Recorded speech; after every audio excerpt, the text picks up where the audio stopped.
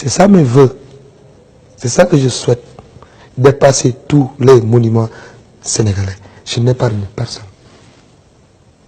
Avec tout le respect que je leur dois, sama papa bi ma jur sax bàyyi ma ko bëgg naa ko raw dépasse def lu mu deful kon xam nga ko bàyyi bapaam bi ko jur bàyyiwul kenn ñoom ñëpp laa respecté ñoom ñëpp laa naw seen liggéey nangul leen li la Yàlla defal nangul leen seen am jom seen mën a liggéey ak li ñu defal sénégalais yi waaye man dama leen bëgg defal sénégalais lu raw loolu am naa ci droit du roi dafay day wàcc keneen yéeg roi dafay benn roi moo am mu yàlla mais li ñu duppee roi quoi. ah couronne bi waaw couronne bi. son papa Youssou Ndour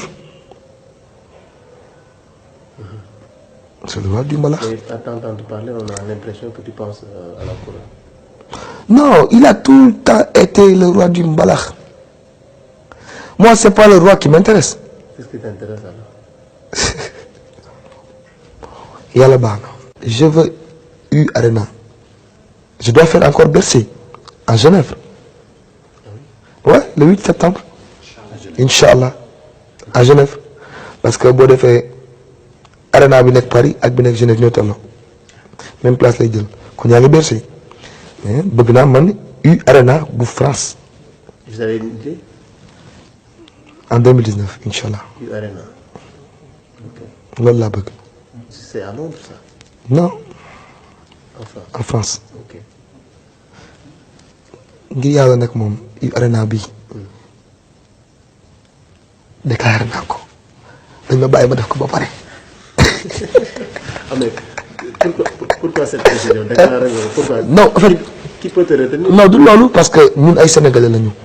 ay bañ gars yi kii la ay sénégalais lañu ay dañu bokk ci dëkk boo xamante ni dañu xam joxante cër dañu xam respectante loolu mooy li ñu war bi may wax damay def Bercy 2018 boobu muy suma papa Youssou annoncé wul muy suma mag Pape Diouf annoncé wul mais bi ma déggaatee keneen wax dama reculer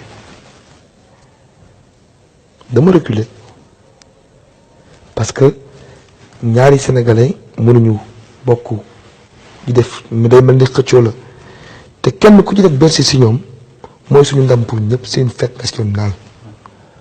Je lance encore un appel à tous les sénégalais africains gambiens am na Bercy boo xamante ni man maa ngi koy def Arena maa ngi def Arena bu Genève bokkul dara France le 8 septembre Inch'Allah ay promoteurs ko jël waaye octobre ca France suma mag Papa Diouf moo fa nekk na ñëpp dem jàpp ci.